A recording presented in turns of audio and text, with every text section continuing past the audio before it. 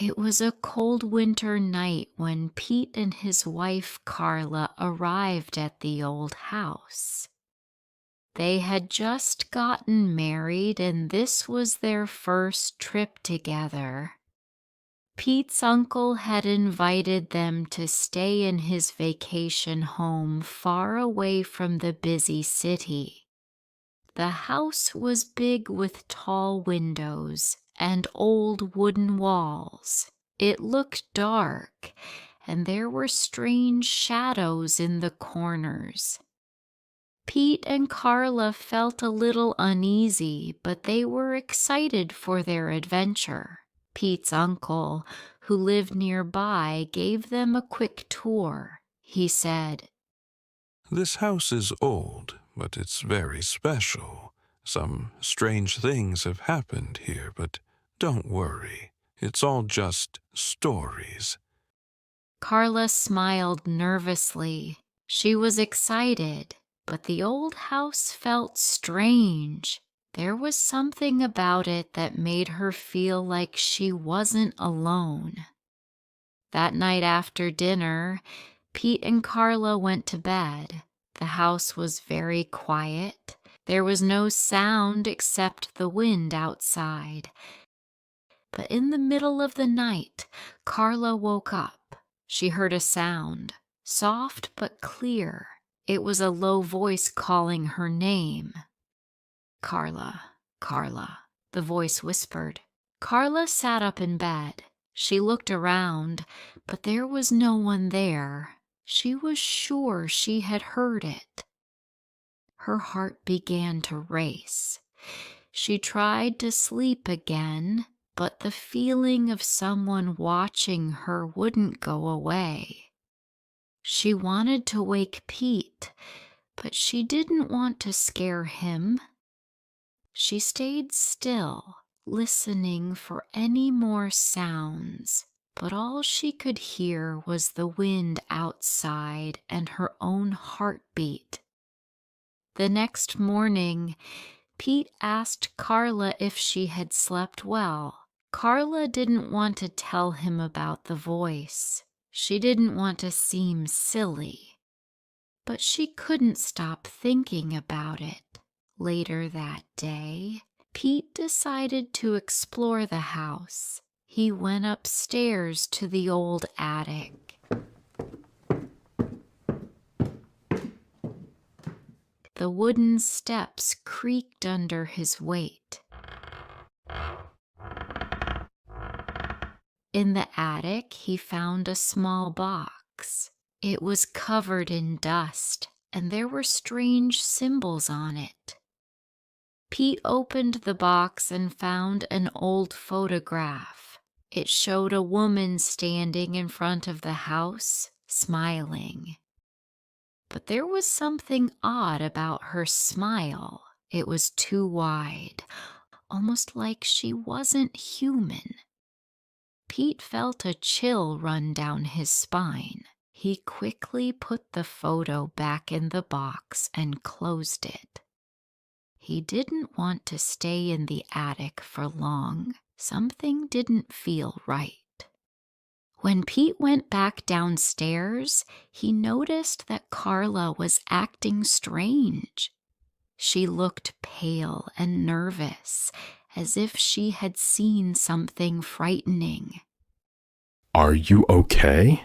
Pete asked. "I'm fine," she said quickly.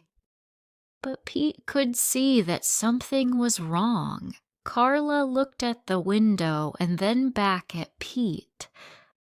"I keep hearing things. I think this house is haunted," she said. Pete didn't believe in ghosts, but there was something in Carla's eyes that made him doubt his own thoughts. He couldn't explain it, but he felt uneasy too. That night, as they lay in bed, the same voice whispered again.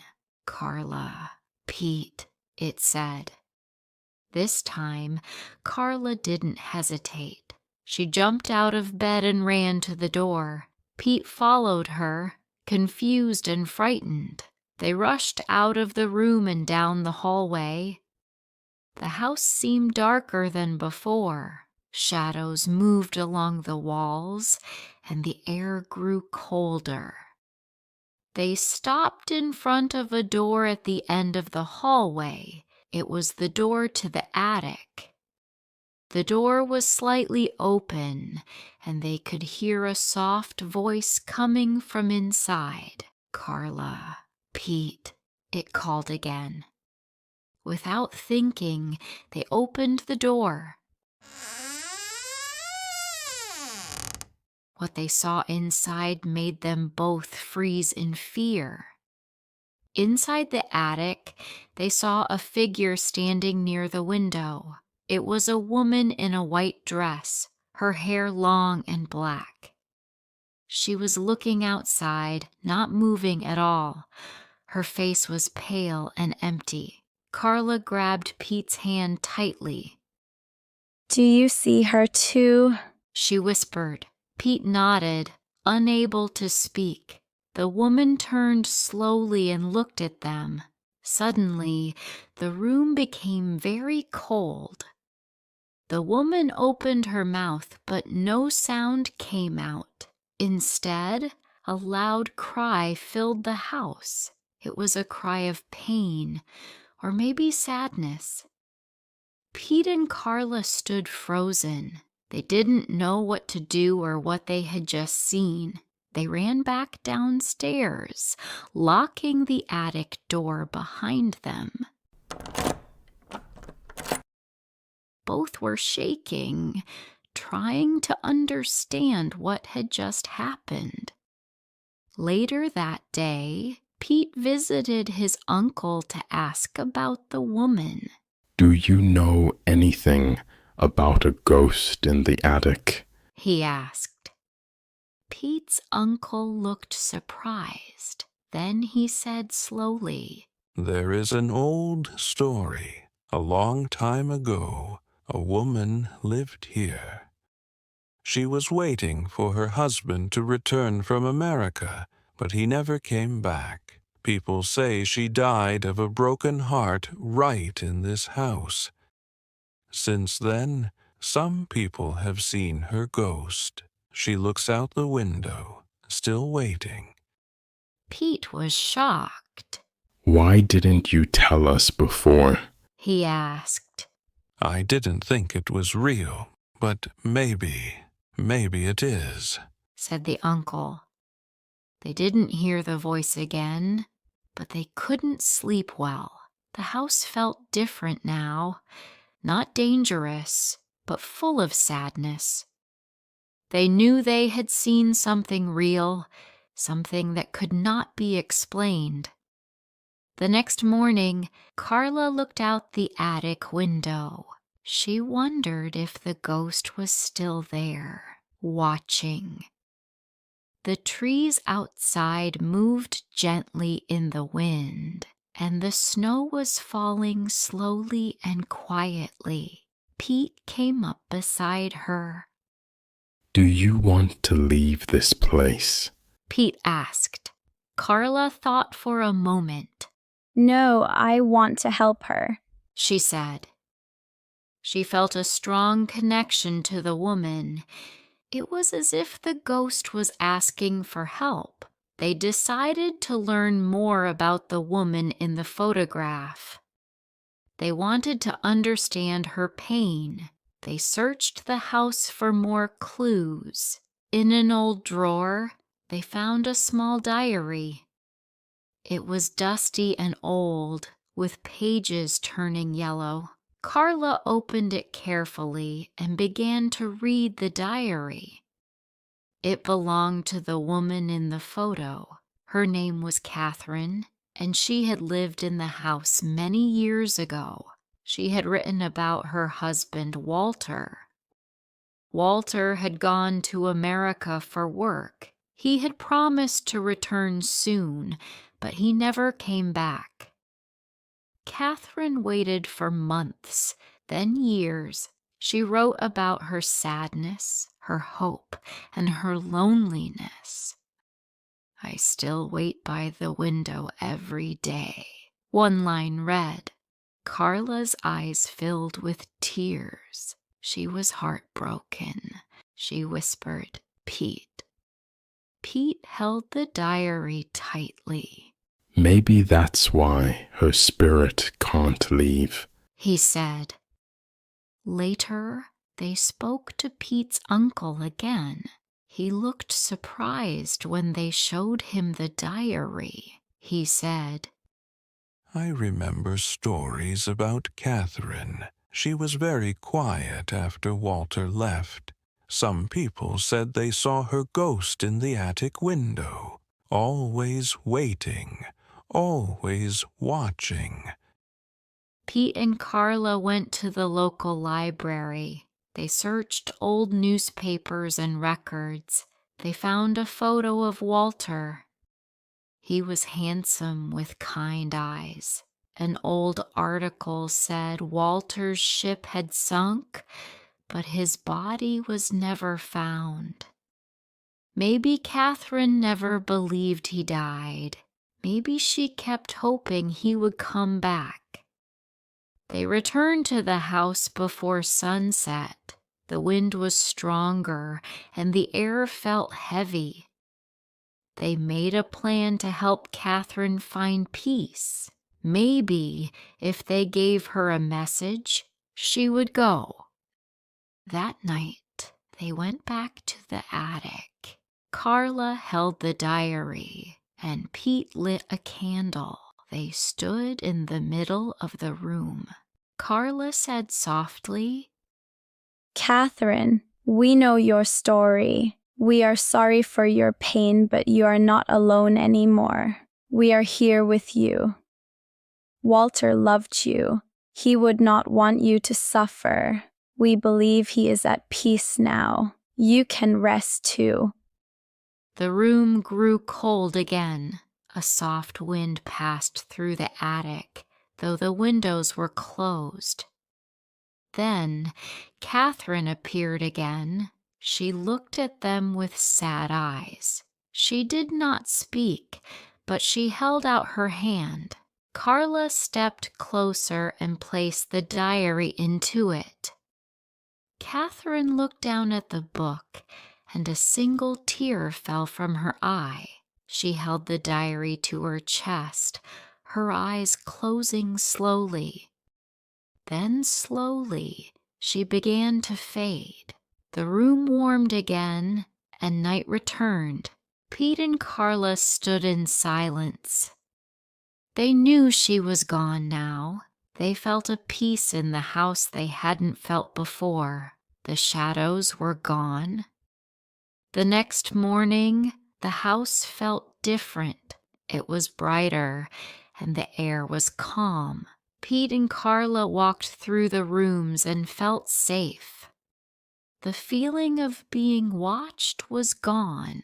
In the attic, the photo was still there, but now Catherine's smile looked softer, more human. They knew the house would never be the same again. It was no longer haunted. They smiled at each other. The ghost had found her peace. Pete and Carla stayed 2 more days in the house. The nights were calm and no voices came.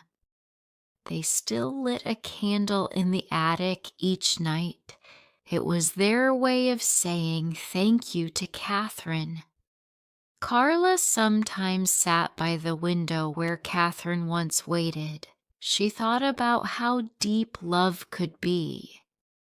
Catherine had waited for years, even after death. That kind of love was beautiful and sad.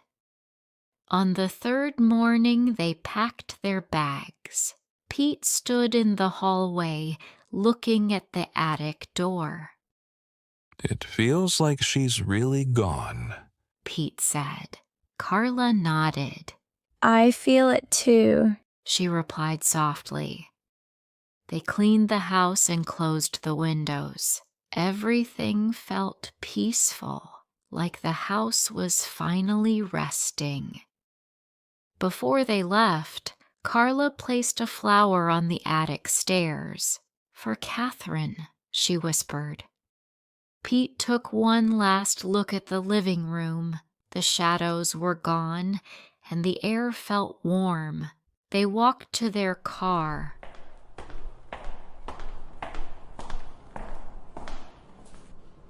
The road was quiet. As they drove away, Carla looked back at the house. For the first time, it looked like a home. They drove for hours before stopping at a small coffee shop. They needed time to rest. Inside, they sat near a fire. Carla held Pete's hand tightly. Do you think there are more ghosts like her? Carla asked. Maybe people who wait too long with hearts full of love, but perhaps they just need someone to listen, someone to help them let go, Pete said. He reached into his bag and took out the diary. I brought it with me. I thought someone should remember her story. She shouldn't be forgotten, Pete said. Carla smiled. That's a good idea. Maybe we can write her story one day, she said. As they talked, an old man entered the shop. He had a thick coat and a tired face. He looked at Carla for a long time, then at the diary in Pete's hand. That book, I've seen it before, the man said slowly. Carla was surprised. Do you know Catherine? Carla asked. The old man sat down and said, I knew her. A long time ago, when I was a child, she lived there. My mother worked at the house. She used to sit at the window every day. She told me about her husband. Carla listened closely. What happened to Walter? She asked. The man shook his head and said, No one really knew, but some say he returned many years later. He was sick and old. He came back to find her, but she had already died. He cried at her grave for hours. Then he disappeared again. Pete and Carla sat quietly, their hearts feeling heavy. She never knew he came back, Carla whispered. Maybe now she does. Maybe she can finally rest, Pete said. They thanked the man and left the coffee shop. They drove home slowly. When they reached their apartment, Carla put the diary on a shelf. It would stay there as a memory. Sometimes, at night, she would open the book and read a few pages. She felt close to Catherine that way. Pete would sit beside her, and they would talk about the house, about love, about waiting, and about letting go. The house was still there, but it was quiet now. The spirit was gone. Only the love remained, and in their hearts, the story would never end.